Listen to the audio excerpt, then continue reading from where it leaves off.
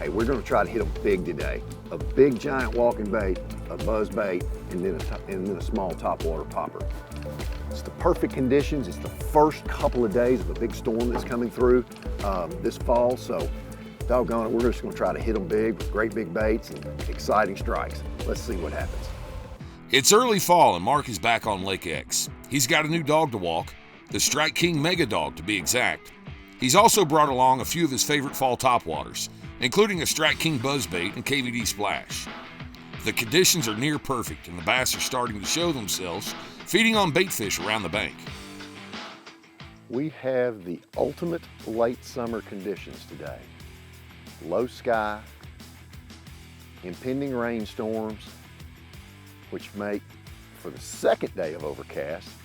So these fish should be up shallow and moving and ready to crunch something. So I decided to tie on one of my old big favorites,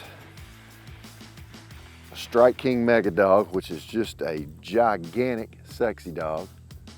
Big old lure right there to get some unbelievable topwater action when one decides to eat it. I've got a new Skipping Buzz, which is new for 2022, and then a good old KVD splash to mop it up. So we've got three modes of topwater with an Ocho standing ready for any missed strikes that we might get. So let's see what happens on this episode of Mark Menendez Bass TV.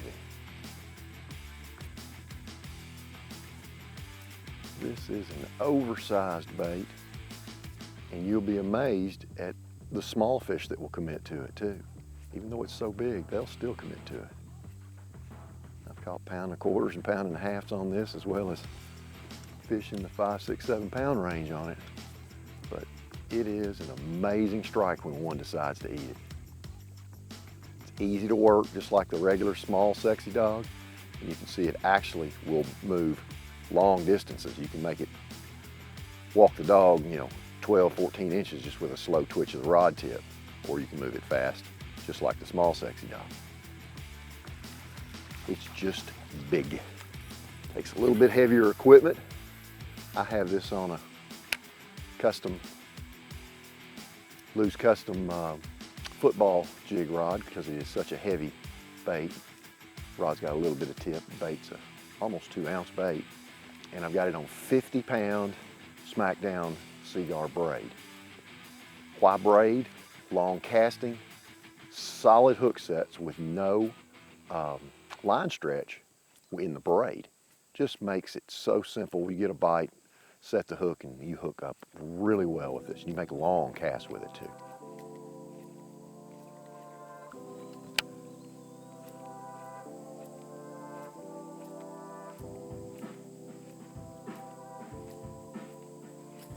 He missed it. Golly. All right, I've got a backup here in an Ocho. That good fish blew up on that thing. That's Johnny on the spot right there too. That was a good cast, actually. Ooh, did you get it? Sure felt like you popped it. Little fish. Let's make a cast again. Let Ocho settle in there and see if we can't back up on him.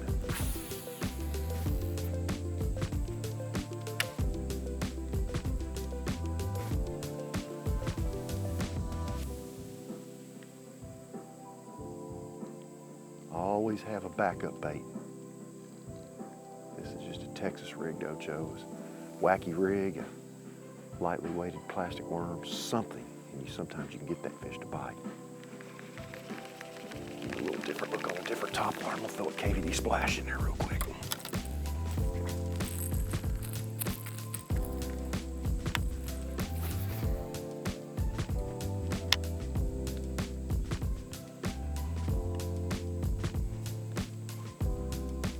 Sometimes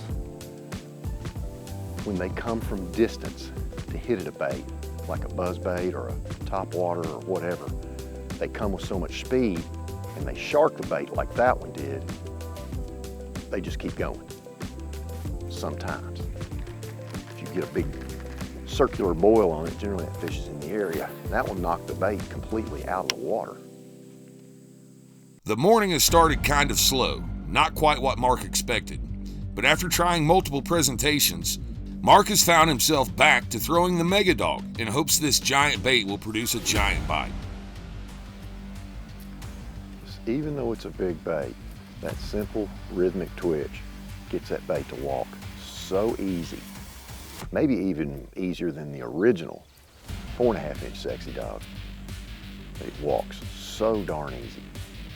That's what I like about it. And it gives me the opportunity to really attract big ones.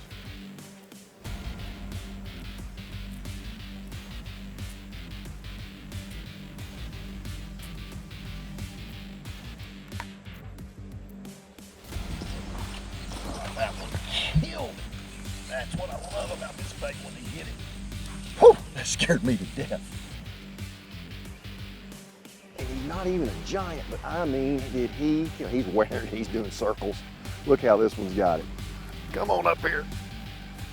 I mean, he got the whole ball of wax there. Now, that's a solid 2.5 pounder, but did he ever pounce on the darn thing? That's what I love about this bait. Golly, just twitching along, minding my own business, and he decided he's gonna try to take the thing from me. There we go, get that out of me. Now, average little old bass, but a mega strike on the old Mega Dog. I mean, what's he think he's gonna eat there? That's a good one. I love that bite. It'll scare you to death. Get out of here.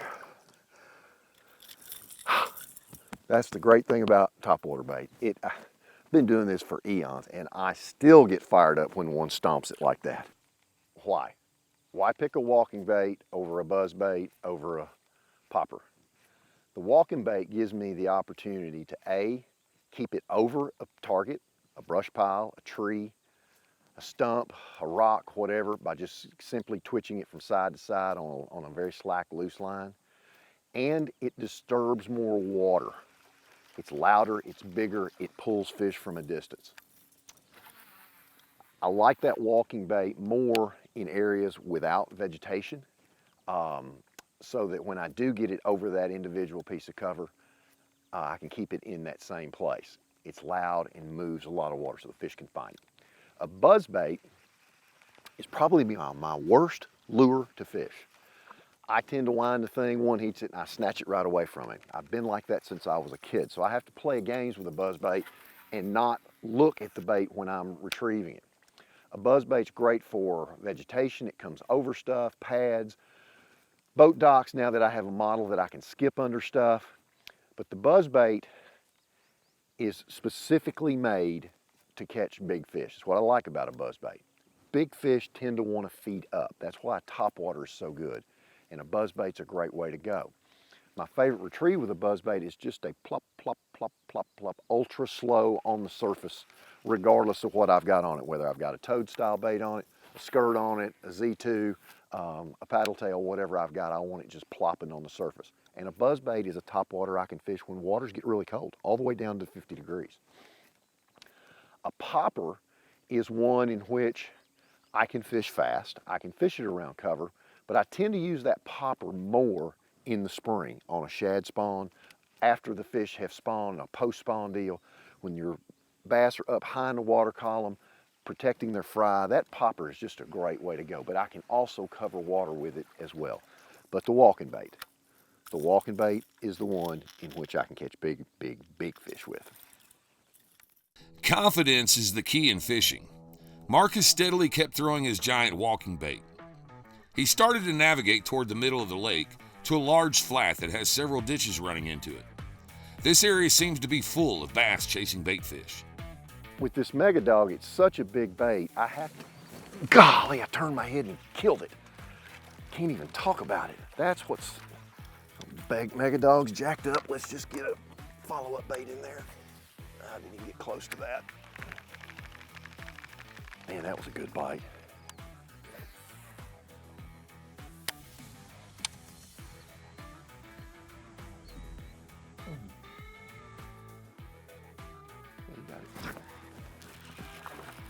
I don't know that was the fish that ate my deal, but I got me a bite by following it up with the Ocho.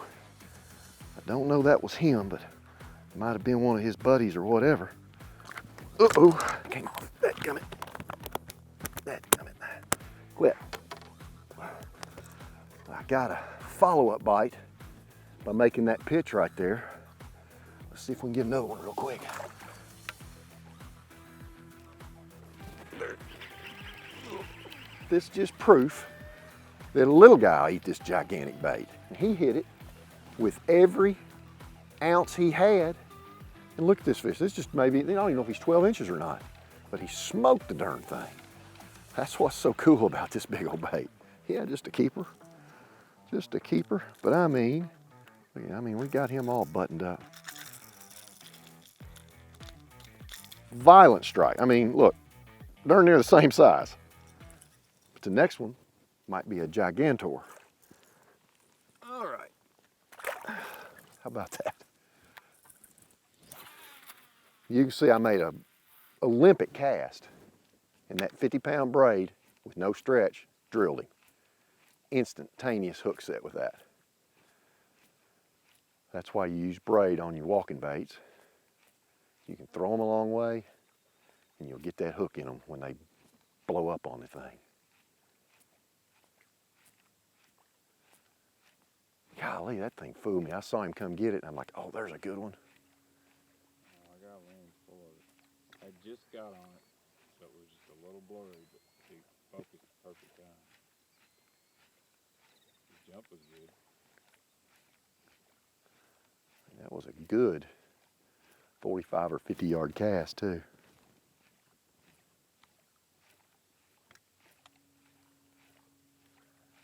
We kind of changed areas, I moved out here off the bank, and I've got cuts coming in off here, depth changes, little high spots on these corners, little ambush points. It seems like when I get a bite, the water has to be relatively shallow to kind of compress the strike zone. Today, it's kind of odd. I really thought that with 2 days of overcast, it may have pushed a few more fish shallow than it actually has. But when you get a bite, I'm still hoping that we're going to get one of those big ones to crush at any cast.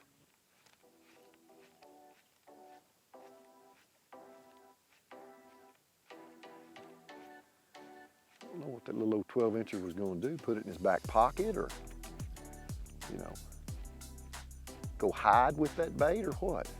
But he swung at it like a baseball bat.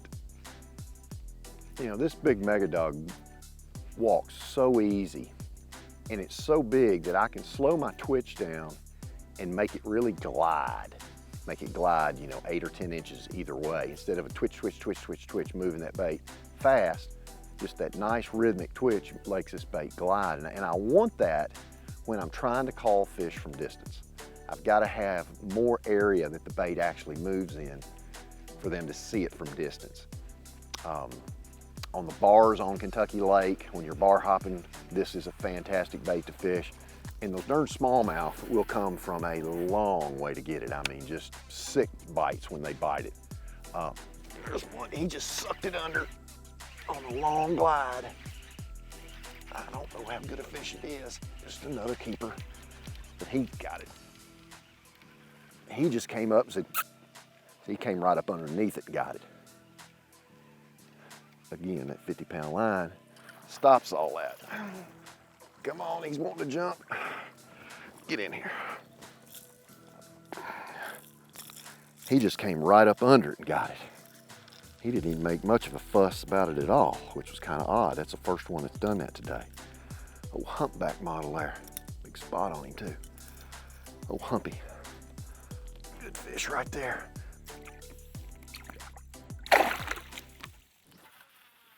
Right there.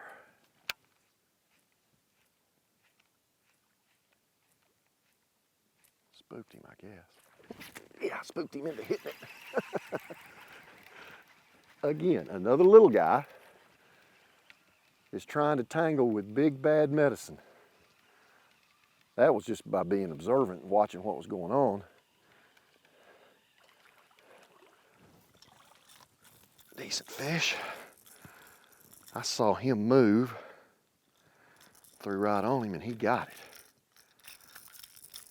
Just by being observant and putting that big topwater over the next one, he ate it. Not a big one, but a chunk, eating the big bait. Glad there's no jet skis in this place. They'd be biting jet skis. All right. Well, let's just keep hunting them in these little drains right here. There's another one up in the drain right there moved.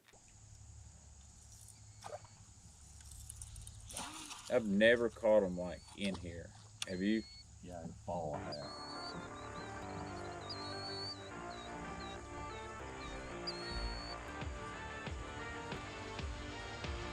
Look at that big guy over there.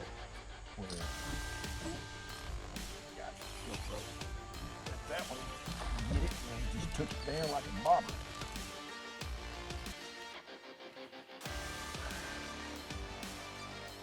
Oh, how good, it's a good fish too. It's a good fish. I mean a good one. Ah! Doggone it. That's the problem with long distance. That was a good one. He hit it, came right at me. He had it almost like a cigar. And he didn't even mash it. He just, don't catch them all on top. That's for sure. But that's what I've been chasing all day. One of them great old big ones. Doggone it. The change in location was all Mark needed to catch a few bass. Following the bait fish in the fall is a key for a successful day. As the shad and other bait fish migrate, the bass will follow right behind them. Whether it's in the back of a bay, a flat, or in a ditch, bass will use these areas as key feeding grounds. There's one. That one stomped it. That's a good fish right there. Good fish. He's wearing it good. See how he's wearing that? Come on up here. There's a nice bass. Summertime topwater. Well, that's a chub right there. Hey, the next time you get a couple of overcast days like this, you get the hankering to go to the lake, tie your big topwater on and see what happens. Man, I'm going, he got this thing. That's the way you want to hook them. Catch us next time on Mark Menendez Bass TV. Let's get another bite.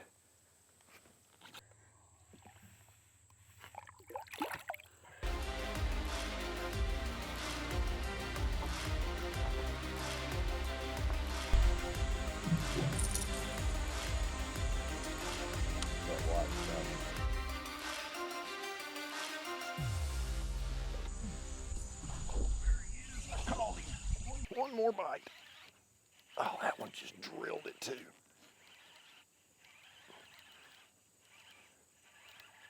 I think he's hooked up well.